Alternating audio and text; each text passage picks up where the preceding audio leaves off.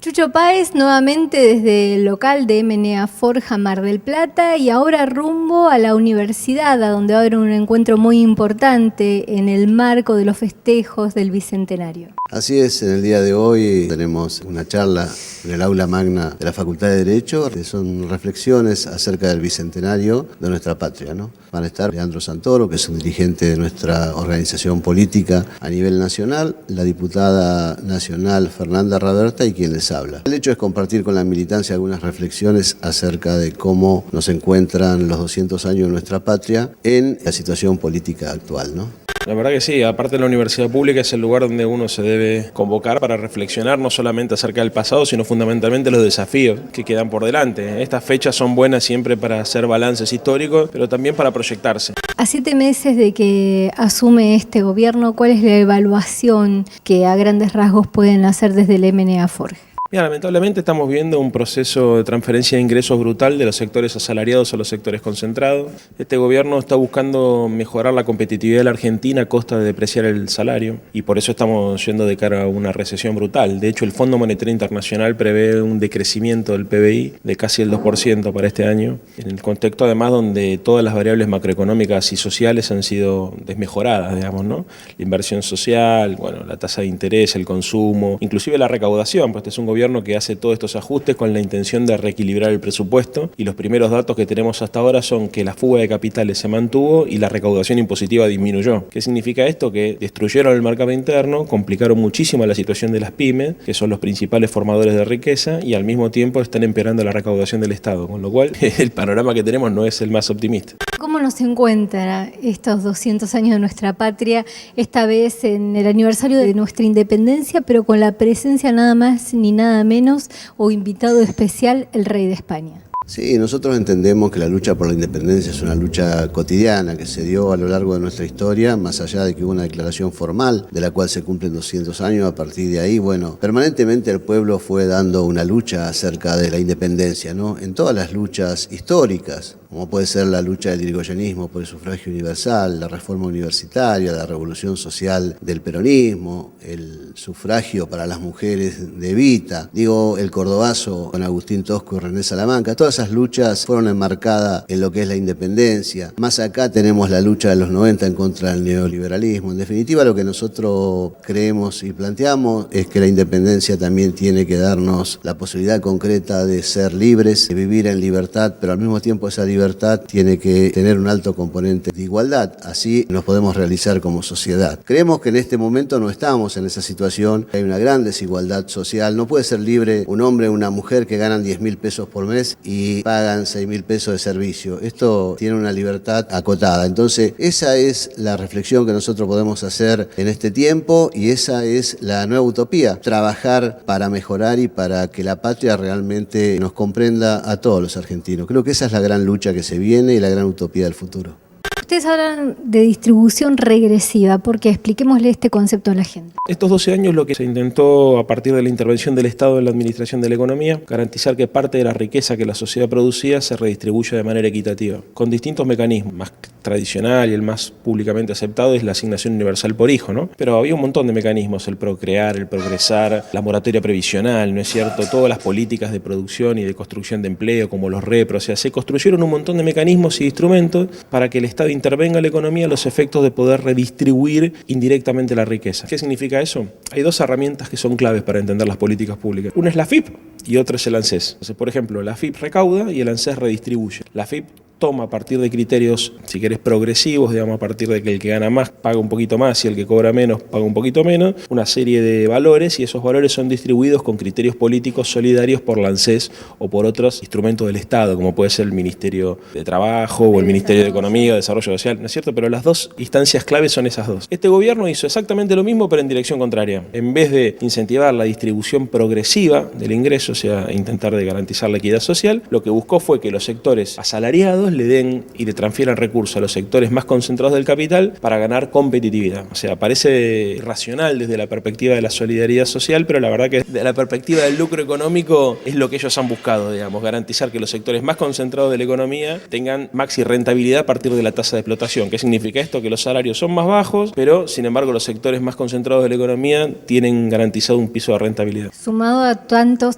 desocupados. Claro, bueno, la desocupación es la consecuencia de la recesión económica. O sea, estos muchachos lo que han hecho es trabajar sobre la hipótesis de que había que eliminar el déficit fiscal en un contexto donde está en discusión si es necesario o no eliminar el déficit fiscal, porque la verdad es que en este contexto de decrecimiento económico y de restricción económica mundial, las mayorías de las economías del mundo tienen déficit fiscal. Estados Unidos tiene déficit fiscal, Brasil tiene déficit fiscal, México tiene déficit fiscal, Japón lo tiene, Gran Bretaña, la mayoría de los países europeos. ¿Y por qué la tienen? ¿Por qué deciden por ahí endeudarse un poco para garantizar que el Estado puede intervenir y meterle de dinero a la demanda agregada? Básicamente porque en esta crisis económica que estamos viviendo mundial, si el Estado no interviene y no sostiene la demanda, ocurre lo que empieza a ocurrir en la Argentina, que es que la economía se ajusta, se achica, las empresas terminan expulsando trabajadores del mercado y lamentablemente no solamente baja el poder adquisitivo del salario, sino todas las otras variables, la inversión, el consumo, o sea, todas las variables macroeconómicas se empiezan a empeorar. La verdad que para nosotros es muy triste porque en este proceso histórico, digamos, lamentablemente hoy la Argentina no está en condiciones por el contexto regional para darse el lujo de hacer este ajuste porque las consecuencias sociales son enormes. Haces un gran hincapié en el concepto de hegemonía. Explícanos por qué. Solamente es posible aplicar este proceso redistributivo del ingreso regresivo, donde vos le sacás al que más necesita y le das al que tiene más, a partir de una dirección intelectual y cultural de la sociedad. O sea, es imposible construir un consenso social positivo alrededor de estos valores, entonces han construido un consenso social negativo alrededor de la pesada herencia recibida. Significa que hay un sector importante de los medios masivos de comunicación y el poder económico que trabajan machacando la idea de que vivimos una fiesta del consumo los últimos 12 años insostenible. Tal vez el vocero más brutal haya sido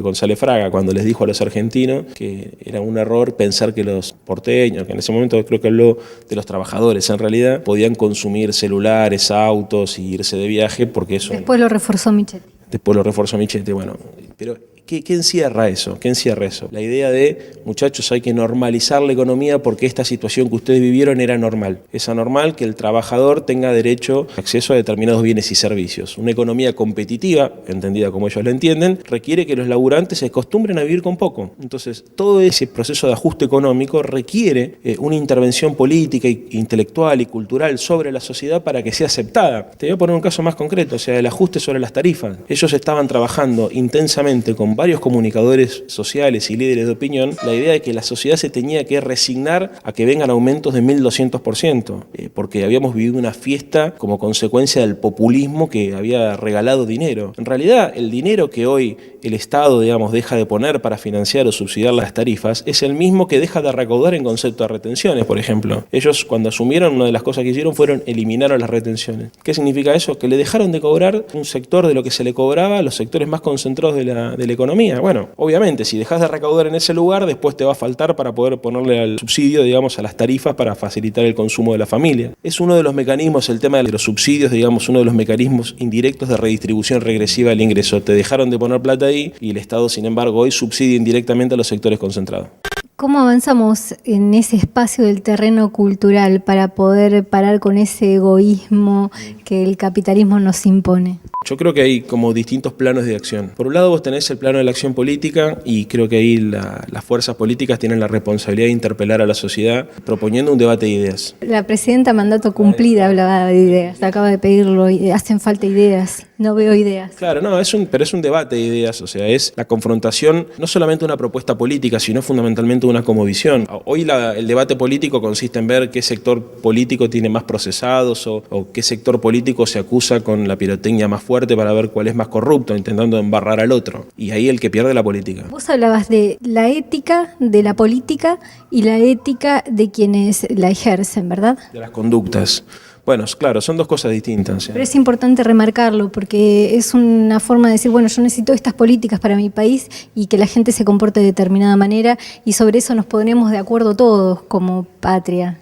La ética de las conductas, que es lo que decíamos recién, se le tiene que reclamar a todo el mundo, hasta la derecha, la izquierda, cualquier sector ideológico que le toque gobernar y administrar lo público tiene que ser ético en el ejercicio del poder, ¿no es cierto?, porque administra recursos que son de todos. Ahora, también hay que reclamar ética en las políticas públicas. ¿Y esto qué significa? Si vos aplicás políticas que empobrecen a la gente, pero no es que la empobrecen como consecuencia indirecta, sino que deliberadamente se busca empobrecer a la gente a partir de un concepto de darwinismo social, donde se presupone que el más fuerte tiene derecho a imponer las reglas de juego del más débil y porque además se presupone que la competitividad de la economía requiere que los sectores asalariados se acostumbren a cobrar poco. O sea, por ejemplo, a la gente que está en casa le puede llegar a parecer raro que haya dirigentes políticos que piensen esto, pero la verdad yo los invito a todos, por ejemplo, a que busquen el video donde Durán Barba le enseña al señor Sturzenegger, que está en internet, cómo tiene que encarar la campaña electoral, y lo cuenta Sturzenegger en inglés, pero está traducido en YouTube. Se ve que el tipo fue a un encuentro en un hotel, no me acuerdo, para hablar sobre un tema específico. ¿Y qué hace Sturzenegger? Comenta a los anfitriones de esa reunión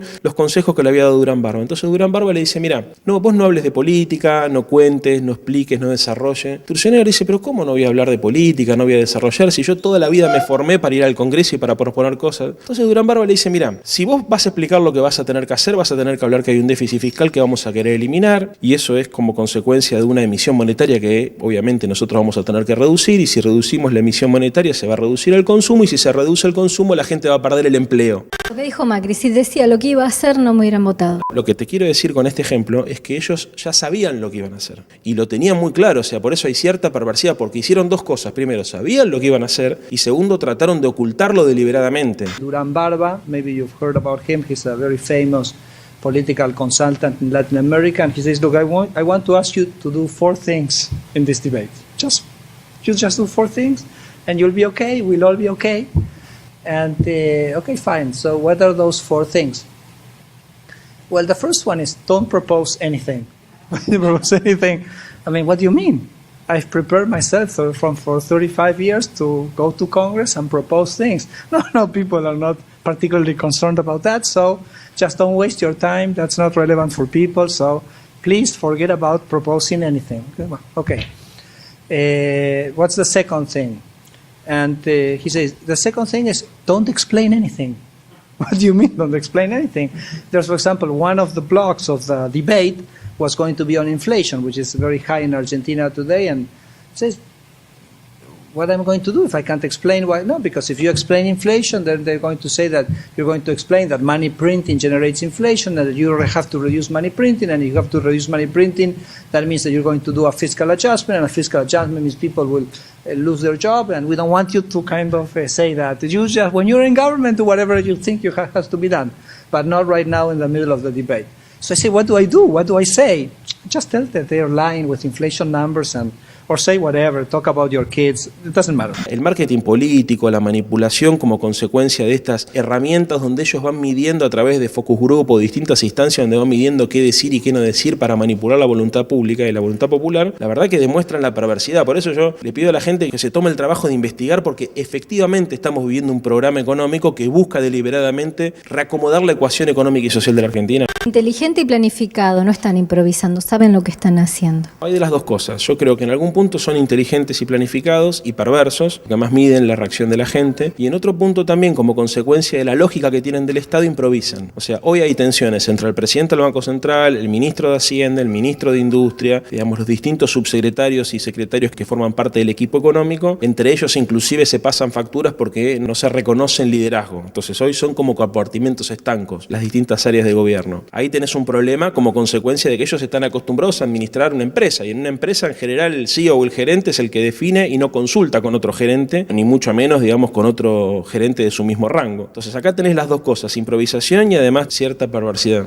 ¿Pobreza cero o desigualdad? ¿Libertad o igualdad? ¿Cómo se combinan todos estos conceptos? La única forma de reducir la pobreza es apelando necesariamente a la reducción de la desigualdad, porque discutir la desigualdad implica también discutir la riqueza. La verdad, la pobreza es una relación social, siempre va a haber pobres de alguna manera, ¿no? Porque debe haber otros sistemas, pero no los queremos encontrar, o no nos dejan encontrarnos, o no nos preparan para que los encontremos. Sí, hay otros sistemas, hay otras formas de organizar la sociedad, inclusive en sistemas de transición donde se intenta para humanizar el capitalismo se requiere también encontrar un mientras tanto, digamos, algo para hacer en el mientras tanto. A lo que voy con esto es que vos necesitas, para poder garantizar, digamos, una mayor paz social y para poder garantizar una sociedad más equilibrada, que se discuta no solamente la pobreza, sino fundamentalmente la riqueza. Porque cuando vos tenés súper ricos, que es lo que le pasa hoy al mundo, ¿no? Gente que tiene muchísimo, acumula mucho más de lo que puede gastar.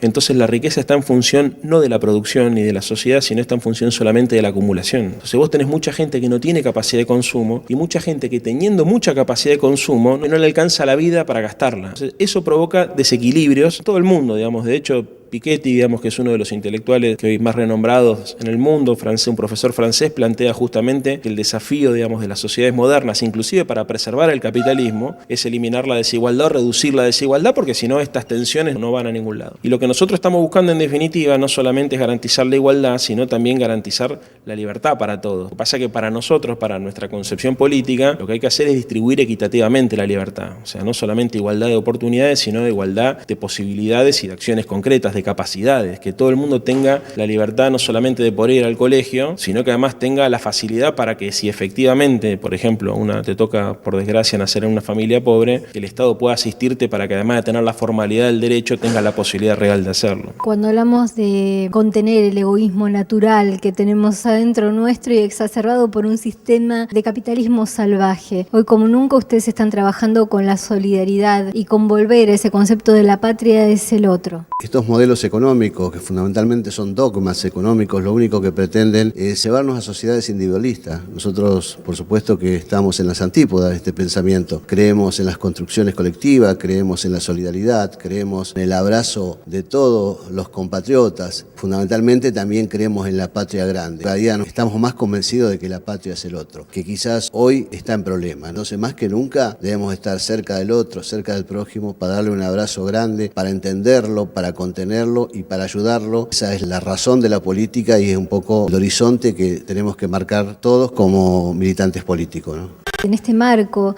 de la independencia, del bicentenario y con la presencia quizá como invitado especial del rey de España, ¿cómo lo sienten ustedes? La verdad, son esas cosas que hace este gobierno que no sabes si son provocaciones, si son falta de tacto, si en realidad es un mensaje que quieren mandar, no porque uno tenga nada contra el rey de España. Lo que pasa es que justo la invitación en este contexto, ¿no es cierto?, donde supuestamente lo que se reivindica es la independencia de un Estado soberano frente a otro Estado soberano, pareciera por lo menos de mal gusto, inclusive hacerle pasar un mal rato al rey de España, que seguramente cuando pise la Argentina, ¿no es cierto?, se va a encontrar con un montón de argentinos que sin tener nada contra él sí van a entender que el gesto de este gobierno fue un gesto por lo menos inoportuno. Estos últimos 12 años uno tenía la certeza de que con aciertos o con errores las decisiones se tomaban en la Casa de Gobierno y no se tomaban ni en ningún canal de televisión, ni en ninguna empresa multinacional, ni en ninguna embajada extranjera. Se llama soberanía popular y creo que es uno de los valores más importantes que los argentinos logramos recuperar. Y estuvo en jaque mucho tiempo, estuvo en jaque no solamente hace 500 años, sino mucho después con la corona británica y después con los Estados Unidos. La recuperación de la idea de la independencia es de la independencia de todo poder de facto o corporativo o extranjero que quiere limitar nuestra libertad como nación. Ese es un derecho que tenemos los argentinos a reivindicar nuestra independencia y además a resignificar esas viejas banderas, porque hay otros poderes hoy que también intentan limitar nuestra acción, limitar nuestra libertad como consecuencia de un mundo globalizado profundamente competitivo y desigual. Ojalá aprovechemos esta oportunidad, como te decía al principio del reportaje, para repensar qué significa ser una sociedad y una nación autónoma y soberana. Yo sigo creyendo en el proyecto político de Hipólito Yrigoyen, de Juan Domingo Perón, de Néstor y de Cristina y de Raúl Alfonsín. Hablamos de la necesidad de comprender nuestra clase, que somos trabajadores. ¿Cómo lo podemos absorber de una forma natural? Porque en este proceso muchos que eran trabajadores se hicieron cargo de las necesidades de la oligarquía y no se ocuparon de sus propias necesidades, que son las de todos los trabajadores, ¿no? Porque hoy, ¿quién puede comprar 5 millones de dólares por más libertad que haya para hacerlo? Esto tiene que ver con algo que permanentemente nos han venido vendiendo fundamentalmente de los medios de difusión. Los grupos económicos concentrados de la economía han tratado permanentemente de vaciar de contenido fundamentalmente el pensamiento nacional. Entonces nos han llevado a esta situación que usted muy bien señalaba. Y hay, por supuesto, claudicación de determinada dirigencia. Hay alguna dirigencia que ha agarrado el camino corto de acordar con el gobierno y no ocuparse de los que realmente tienen que ocuparse, que son los sectores sectores más desprotegidos de la sociedad, ¿no? Todo esto también hay que empezar a recrear de nuevo un tejido social, digamos, que contenga a todos los sectores, sobre todo a los sectores más postergados de la economía. Creo que este es el desafío. Hablando de los TTP, del Tratado de Transpacífico y este no al ALCA que se quiere diluir rápidamente, ¿cómo lo ves en ese contexto hoy ya con 2 bases norteamericanas en la Argentina? Este gobierno presupone que la única forma de integrarse al mundo es aceptando los designios de los poderes imperiales. Más o menos lo mismo que hacen las fronteras para adentro, hacerse amigo de los poderosos creyendo que de esa forma va a obtener mejores resultados. Tal vez lo obtenga, la pregunta es ¿para quién? Yo creo en un proyecto de país soberano de cualquier tipo de influencia. Y a mí me parece que cuando uno acepta integrar una alianza con países industriales, por ejemplo, acepta un rol subordinado en la División Internacional del Trabajo, donde lo único que provee son materias primas y aceptás que vas a importar siempre manufactura. Y en esa distribución inequitativa, digamos, se provoca la pobreza para un grupo, que es el país proveedor de materias primas, ¿no es cierto?, y la opulencia para el país que provee manufactura. ¿Qué te quiero decir con esto? Que deliberadamente están aceptando que vamos a ser un país pobre. Un país que hay 5 o 6 millones de argentinos que la van a pasar bien y otros 40 que se la van a tener que rebuscar como puedan. Con la complicidad mediática, judicial, económica y política también, porque muchos de los que tuvieron que enfrentarse por ahí a los fondos buitres no lo hicieron y no acompañaron. ¿Cómo va a estar la oposición frente a este proceso que se está dando en la Argentina? Bueno, hay toda una línea de coherencia. Ellos se entregaron a los fondos buitres y directamente no negociaron. Aceptaron sin condiciones las exigencias que ellos habían puesto y le pagaron 16.500 millones de dólares embarcando a la Argentina.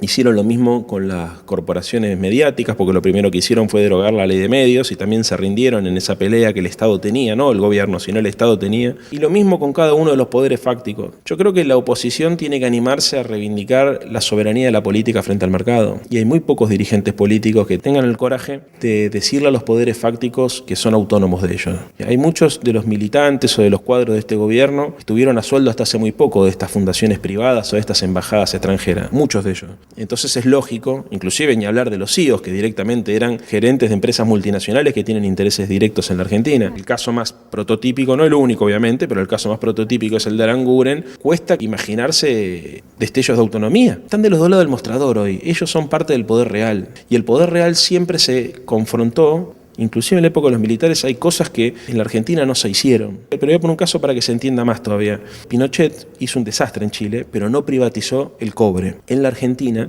hubo muchas presiones también para desnacionalizar determinadas áreas de la economía. Cuando uno plantea a veces la capacidad del Estado para poner límites a la política, requiere que al frente del Estado haya gente que tenga la vocación de ponerle límites a lo que seguramente va a intentar ser la voracidad del sector más concentrado de la economía, que va a buscar que no se le ponga ningún límite. Lo que veo de difícil en este momento es que pusieron al zorro a cuidar el gallinero. Entonces siempre estamos con la sensación de que en cualquier momento, digamos, se puede perder todo tipo de autonomía para siempre. Entonces eso es una de las cosas que más duele. Muchísimas gracias por tu tiempo y esperamos que esta lucha en contra prácticamente de las corporaciones, ya no de un poder político, sea para el bien de todos y que la podamos dilucidar y entender como ciudadanos. Ojalá que sí. Muchas gracias. Muchas gracias por su tiempo y bueno, compartimos con el público también el debate que se ha realizado en la universidad. Muchas gracias. Sí, nos parece muy lindo y aparte muy enriquecedor porque creo que hoy está muy bueno hablar de política y que todos hablemos de política y esta es una de las grandes enseñanzas que nos han quedado de estos últimos 12 años.